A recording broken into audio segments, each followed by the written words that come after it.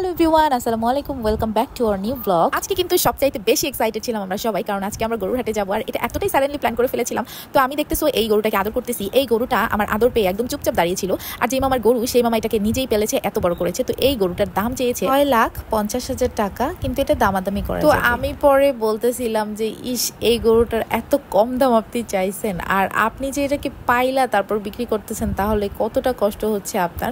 পরে দেখতে পারলাম যে এই যে গরুর হাট, এখানেও অনেক দুর্নীতি হচ্ছে। সেটা হচ্ছে এই গরুটা যে কাকার, সেই কাকারা হচ্ছে গিয়ে একদমই গরুর হাটে ঢুকতেই ফ্রন্ট সাইডেই ছিল।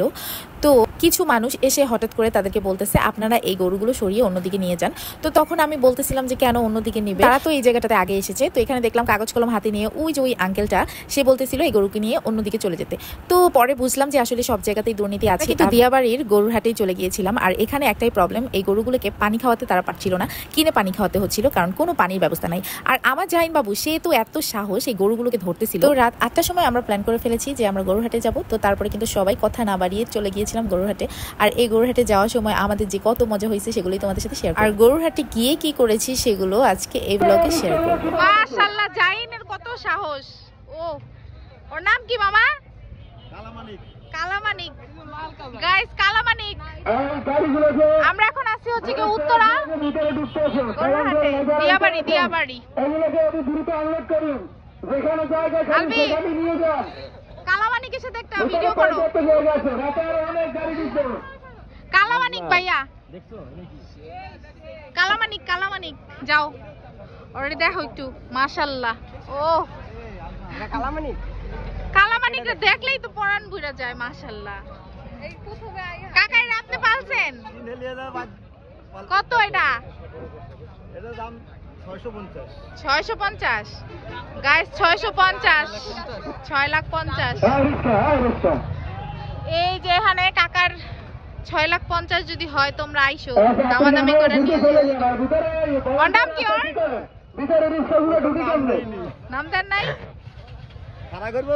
হ্যাঁ, খাড়া করবেন না, থাক, ওরা রেস্ট করুন। গাইস দেখো কত সাহস এগুলার। গরুর হাটে ঢুকে দেখতেছিলাম যে এখনো অনেক গরু আসতেছিল, আর এই গরুগুলোকে আনলোড করতেছিল, আর অনেক মাইক অ্যানাউন্স করতেছিল, যা রিয়েল ভয়েস দিচ্ছিলাম কিন্তু কিছুই শোনা যাচ্ছিল না। গরুর হাটে গরু কিনতে গারল কিনবো একটা। ও, এই যেগুলা ল্যাম্প 50,000 একটা গারল দেখো।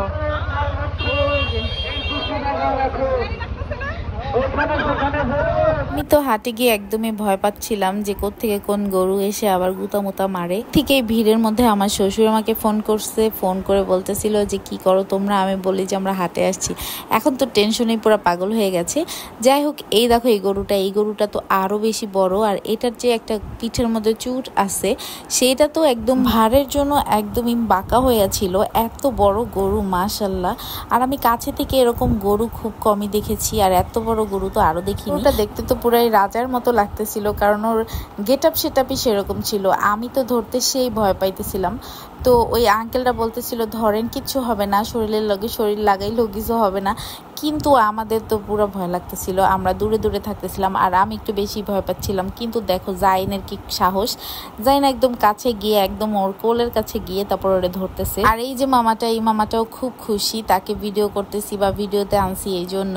আবার জাইনকে কোলে নিয়েও সে বলতেছিল ধরো কিচ্ছু হবে না, ওকে আমি পেলেছি, ও কিচ্ছু বলবে না। তো আসলেই দেখলাম যে খুবই মায়াবী এই গরুটা। মাশাআল্লাহ, সব গরুগুলোই জানি বিক্রি হয়ে যায়।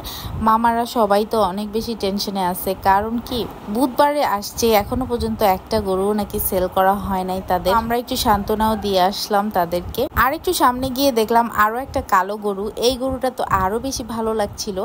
আমরা তো সব গরুগুলোকেই একটু আদর করার চেষ্টা করতেছিলাম। তো আলবিও এখানে এই গরুটা ধরতেছিল, আজমান পাশ থেকে এসে দেখতেছিল।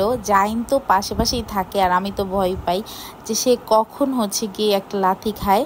আর ওই যে পপকর্ন সে সারতেছে গরুকে খাওয়ানোর জন্য। তো এখানে হচ্ছে কি আমরা এই গরুগুলো দেখতেছিলাম, সাদা গরু। এগুলোকে যেন কি গরু বলে ভুলে গেছি আমি এখন ভয়েস ওভার দিতে গিয়ে। তো এই গরুটা দেখো কিভাবে একদম দাঁড়িয়ে আছে। তো সব মামারাই বলতেছিল যে গরু কিছুই বলবে না, ধরেন, কারণ তাদের পালা গরু, তাদের কথা নাকি শোনে।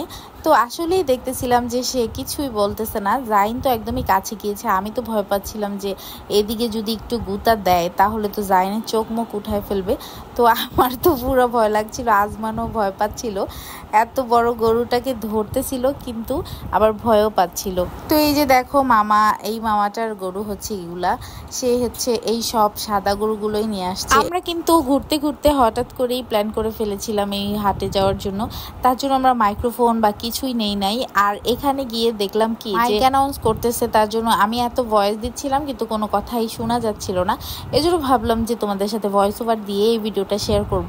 আর আজকে আমরা হঠাৎ করে যখন গিয়েছি, যাওয়ার পরে এত বেশি ভালো লাগতেছিল, কারণ হঠাৎ করে ফ্যামিলির সাথে গিয়েছি আর এত সুন্দর পরিবেশ। উত্তরার এই দিয়াবাড়ির হাটটা একদমই পরিবেশ সুন্দর, আর হচ্ছে কোনো নোংরা কিছুই নাই। কিন্তু গাবতলীর হাটে আমি দেখেছি অনেক বেশি কাদা পানি জমে, অনেক মানে ক্যাতক্যাতা অবস্থা হয়। এখানে আমাদের জন্য আমরা একটা গরু দেখতেছিলাম, তো এই গরুটা আমাদের ভালো লেগেছে। তো এই গরুটার দামাদামি করতেছিল যে হয়তো তারা নিতে পারবে আমাদের বাজেটের সাথে এটার গরুটা মিলে। তো এই যে এই পাশে যে লাল দুইটা গরু, এই গরুটাও হচ্ছে গিয়ে আমরা দেখেছি। কিন্তু আমাদের গরু কেনা হবে ঈদের আগের দিন, কারণ আমাদের গরু রেখে দেওয়ার মতো বা পালার মতো কোনো জায়গা নাই, বা কেউ যে পালবে সেটারও কোনো মানুষ নাই। এই জন্য কিন্তু আমরা ঈদের আগের দিন গরুটা কিনবো। আজকে আমরা জাস্ট এনজয় করার জন্য গিয়েছি, দেখতে গিয়েছি। আর এখানে ভিড় অনেক কম, যার কারণে গরু দেখে অনেক শান্তি পেয়েছি। আর মামারাও অনেক বেশি ওয়েট করতেছে কাস্টমারের জন্য। তো যেই দোকানে যাচ্ছিলাম, যেই গরুর কাছে যাচ্ছিলাম, সব মামারা খালি বলতেছিল দেখেন দেখেন দাম বলবো, মানে তারা খুবই আগ্রহী দাম বলার জন্য, কেউই আসলে আসতেছিল না এই জন্য। আর এই যে দেখো কালামানিক, ওরে কিন্তু যাওয়ার সময় দেখে গেছি, আবার আসার সময় এখান থেকেই এসেছি ওরে দেখার জন্য। ও অনেক বেশি ভদ্র, আমি তো ওরে আদর করতেছিলাম আর ওর গলা ঠেলে আমার দিকে দিচ্ছিল যেন আরো আদর করি। আর এত সুন্দর লাগতেছিল, মাশাআল্লাহ। ওরে আমার অনেক বেশি ভালো লাগছে। আমার যদি এরকম সামর্থ্য থাকতো তাহলে আমি এই গরুটাই নিয়ে যেতাম আজকে বাসায়, কিন্তু তা তো আর হলো না। যাই হোক, ওকে আদর করে তারপরে মামাকে বললাম, মামা আমি দোয়া করি আপনার গরুটার জন্য সেল করতে পারেন ভালো একটা দাম, কারণ তারাও কিন্তু এত কষ্ট করে এই গরুগুলো পালার পরে সেল করে, অনেক বেশি কষ্ট ওনাদের বুকে চাপা রেখে তারপরে।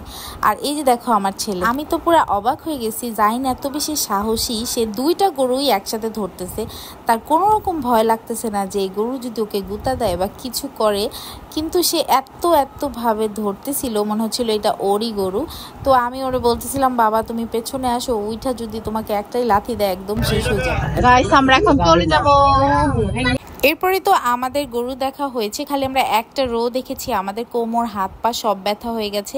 এরপরে কিন্তু ওইদিকে অনেক গরুর মানে দোকান আছে, কিন্তু আমরা কোনো জায়গায় আর যাব না। এখন হচ্ছে কি তোমাদের ভাইয়া পান খাবে, আমরা সবাই ওয়েট করতেছিলাম যে আমরা কখন যাব। আর এখানে গিয়ে আমরা ঝালমুড়ি খেয়েছিলাম, পপকর্ন খেয়েছিলাম, সেগুলোর ভিডিও তো তোমাদের সাথে শেয়ারই করি নাই, কারণ ওই সময় তো আমরা গরু মরু ধরে তারপরে খেয়েছি অনেক তাড়াহুড়া করে। রেডি তুই খাইছস?